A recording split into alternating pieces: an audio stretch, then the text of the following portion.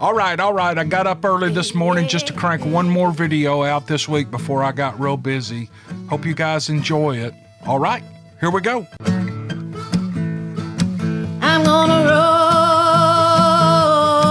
roll down the river now. Down that river. Gonna head to the place where I know I belong. I belong.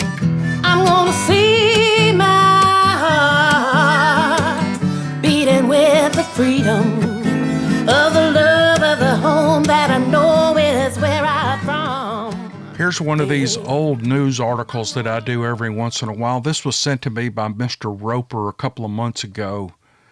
Thank you, Mr. Roper, for sending this. I really appreciate it. The article is from the Highland Weekly News of Hillsboro, Ohio. The date of the article is Wednesday, April 11, 1883, and the article appeared on page 6.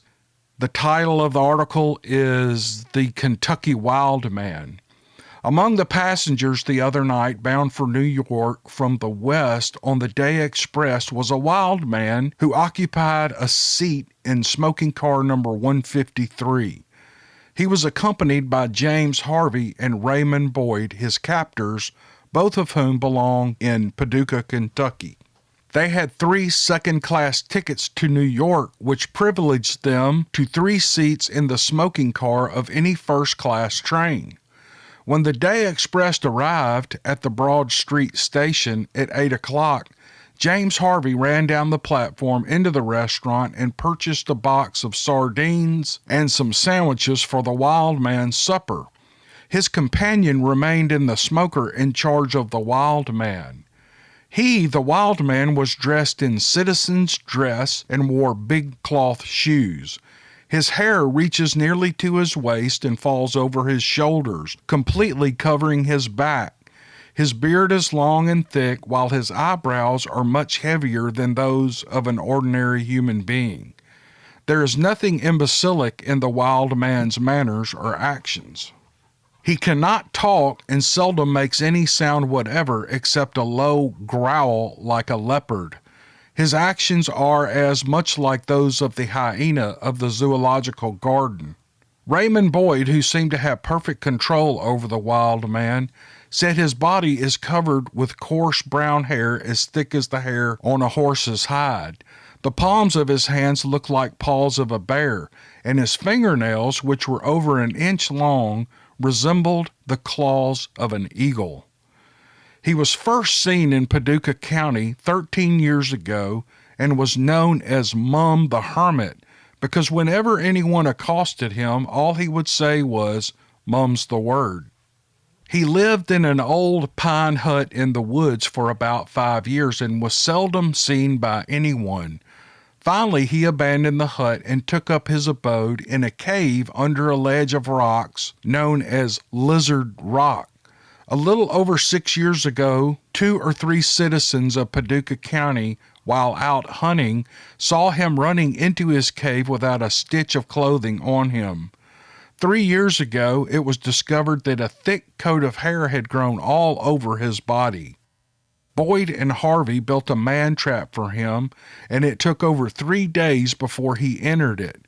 He was not afraid of any bird or beast of prey, but ran terrified away from any human being who approached him. It took 2 days to accustom the man-beast to their presence. The tinkle of a small dinner bell they used had great influence over him. He watched the bell intently but would not touch it. Some time ago, a farmer missed a calf and 2 sheep which had strayed off. They were tracked to Mum's cave. Here, all trace of them was lost, and it was supposed that he devoured them. In his cave, which he had occupied for the last 7 or 8 years, Boyd and Harvey found the skeletons of small animals and the skins of over 50 snakes. Some of the skins belonged to the most venomous species of reptiles. The floor of the cave was alive with red and green lizards, and hundreds of toads hopped about. The wild man ate the box of sardines voraciously, and the 2 sandwiches which were handed him were greedily pulled apart. He ate the ham and threw the bread away. Whenever a train passed on the opposite track, he crouched down in the corner of the seat, terror-stricken. After the train passed, he would put his hand to his ear and listen with a look of animal cunning stealing out of his restless eyes, like a panther about to pounce on its prey. Every time the engineer blew the whistle, the wild man would grab the back of the seat in front of him with both hands and hold on until the whistle ceased blowing. Boyd had a little tin music box which he manipulated with a crank. The tune that it played was "Empty is the Cradle," and it was ground again and again to the great satisfaction of the ex-hermit, who sat and looked at it silently but would not touch it. When conductor Harry Smith took out his glistening nickel-plated punch to cancel the tickets, the wild man watched the punch intently until he heard it snap. Then he got down in the corner of the car and sat fairly shivering with fear and set up a low howl, supposing evidently that Conductor Smith was about to wing him. Boyd and Harvey said that there was a story to the effect that the wild man had originally come from North Carolina, and that during the war he had been a sharpshooter on Bald Mountain, and that shortly after the war he had murdered a whole family of settlers in the mountain and left.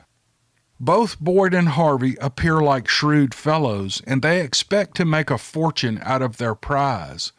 Their great anxiety and fear is that the authorities will interfere with them and claim that the man is simply a lunatic and place him in some institution.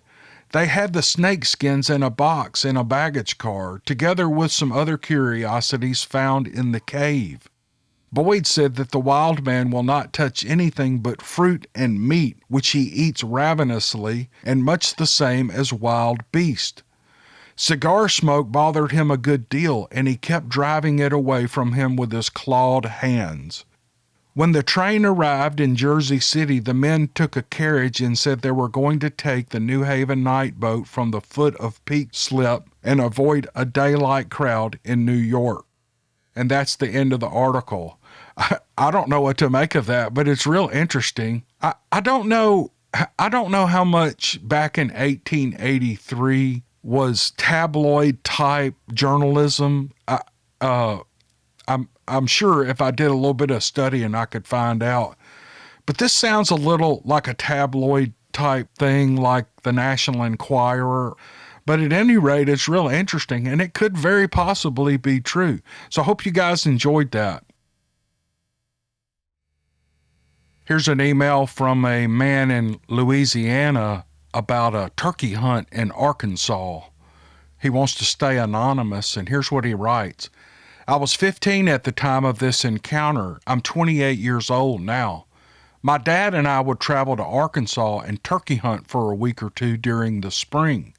We had a camp set up with 5 or 6 others we would always meet up with every year and park campers in an open area on top of a mountain. I don't remember the location. We had been there almost a week, and almost everybody had had great success hunting. Any trash we accumulated would be put in trash bags and hung up high in the tree to keep them out of reach of black bears. One morning we woke up early to go eat in my uncle's camper before we set off on our individual hunts. I got dressed and was the first to step outside that morning. It was still dark and barely any moonlight through the thick canopy of trees. As soon as I went down the steps onto the ground, I heard a grunting sound from something big to my right a few yards away. I froze, thinking I had spooked a bear, but the sound was much deeper than a bear and oddly enough reminded me of an ape-like sound. I turned to look that direction, and whatever it was standing beside the tree where we had our trash hung up.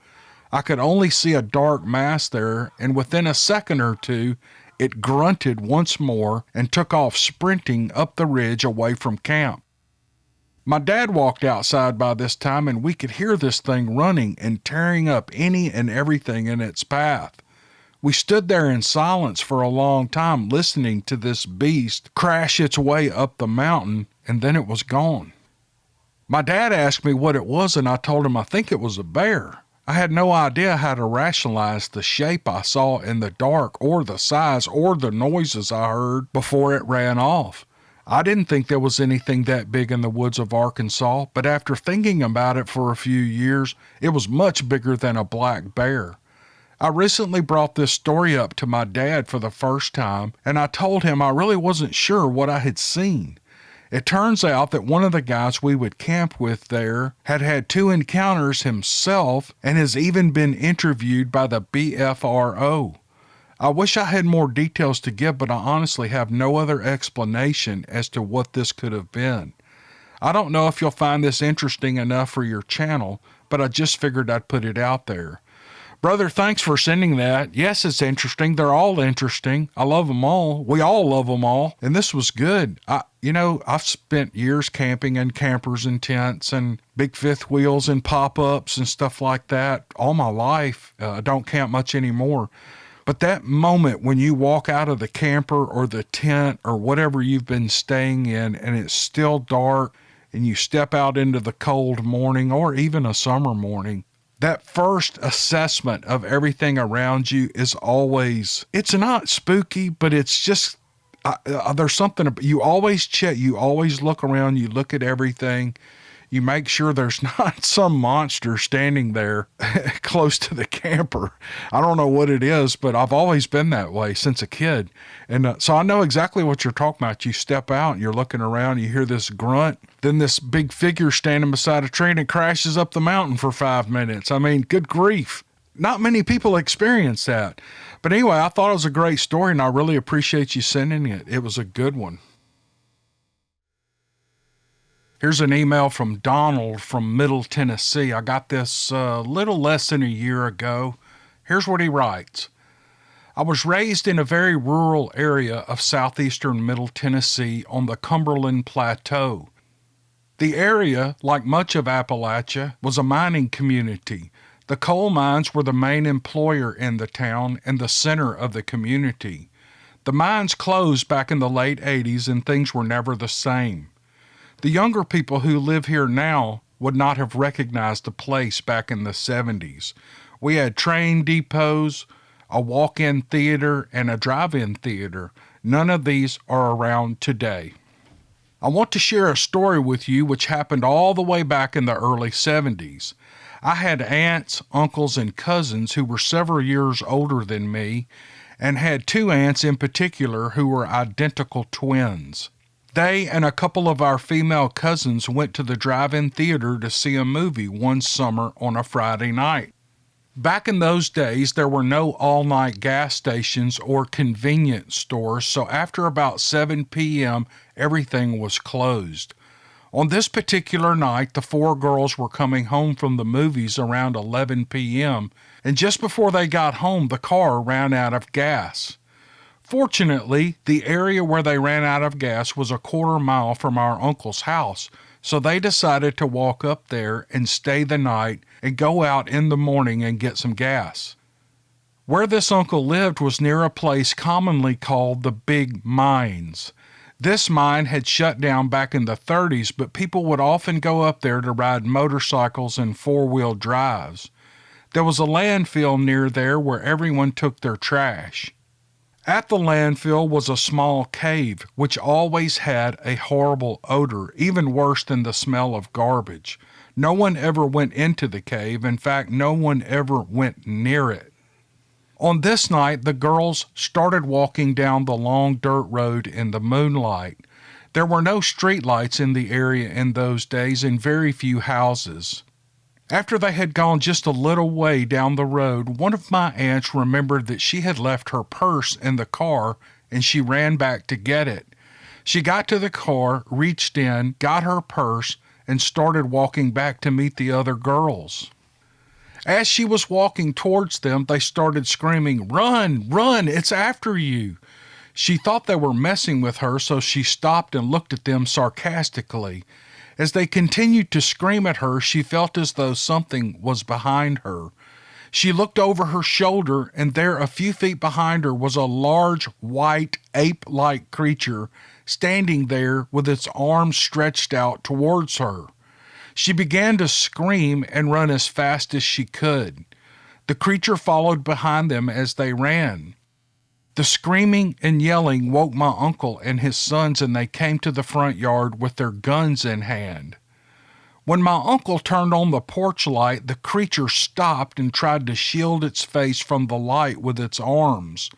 My uncle and his son started to fire at the creature, which turned and ran into the woods screaming and bellowing. They heard it screeching and bellowing all through the night, and they stayed up keeping a watch for it, but it never returned. The next morning, my uncle took the girls to town and bought gas for their car. I was only about 10 years old when this happened, and my aunts told me the story themselves. You could see the fear in their eyes as they talked about it. Later that year, I found a book in my school library entitled On the Track of Bigfoot by Marion T. Place. In that book, she related the story of many people in southern Tennessee and northern Alabama who had seen an albino Bigfoot. Thank you for sharing people's stories. Signed, Don. I just love these old stories. I love them. I know it scared your aunt and your aunts to death, but good grief, what a great story. Don, thanks for sending it. I know we all enjoyed it. Thank you, man. That'll end marathon number 86. Man, we're getting close to 100. I can't wait. What is it about that 100 benchmark? It'd be great to get to 100 videos with people's stories in them. But thank you for listening. I sure appreciate it, and we'll see you guys on the next video. Thanks again. I'm gonna roll